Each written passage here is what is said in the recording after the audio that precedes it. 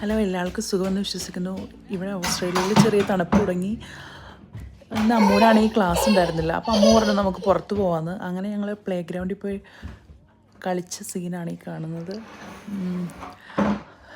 ഇടയ്ക്ക് ഒരു അരമണിക്കൂർ കഴിയുമ്പോഴേക്കും തണുപ്പ് കൂടി തുടങ്ങി. അപ്പോൾ ഞങ്ങൾ പറഞ്ഞു വാ നമുക്ക് പോകാമെന്ന്. പക്ഷെ അവർ ഒന്നും പറയുന്നത് കൂട്ടാക്കുന്നില്ല. പിന്നെ അങ്ങനെ ഞങ്ങളങ്ങനെ ഒരു 1.5 മണിക്കൂർ അവിടെ ഇരുന്നു.